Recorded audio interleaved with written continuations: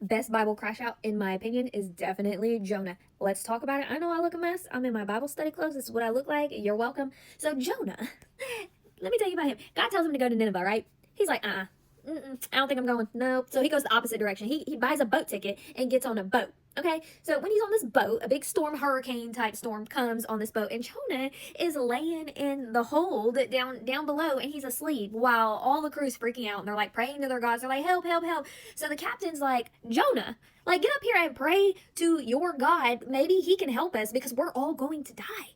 So Jonah comes up and they decide to do this thing called casting lots. It's like a spiritual drawing of straws. And it turns out like it shows that Jonah's the reason why the storm is here. Jonah finally like admits because he hadn't really told him. He said he was running from the Lord, but they didn't know what Lord.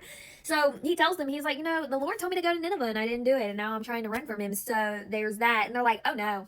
No, we're not doing that. So they tie Jonah up and they throw him in the ocean. And this is the part everybody probably knows. The fish ate Jonah and Jonah was in the fish for 3 days. But the funny thing about that is that the fish, the Nineveh, the people in Nineveh worshipped a fish god. And then the fish ate Jonah so that the fish 3 days later could spit Jonah out on the shores so that people could see that this fish spit Jonah out whenever he goes to Nineveh. Kind of funny.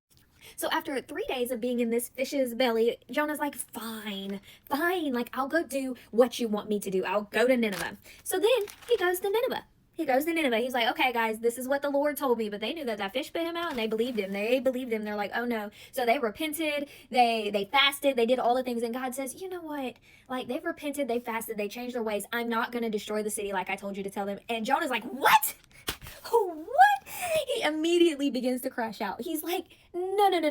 I knew before I left. That's why I didn't want to come, is because I knew you weren't going to destroy them people. I knew you wasn't going to do it. I knew that you were merciful. I knew that you were compassionate. I knew you weren't going to do it. He was mad, crashed all the way out. So he decides to go to the other side of the city. He's going to sit there like a toddler on the side of the city, like hoping that, because he's like, if what I say doesn't happen, just me now. He's like, help, like just let me perish, he says.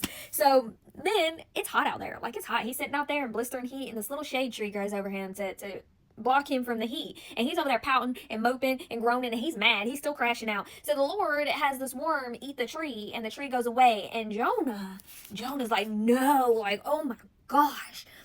And this is exactly what he says. He says, death is certainly better than living like this. And God said to Jonah, he was like, is it right for you to be angry because the plant died? Like, really?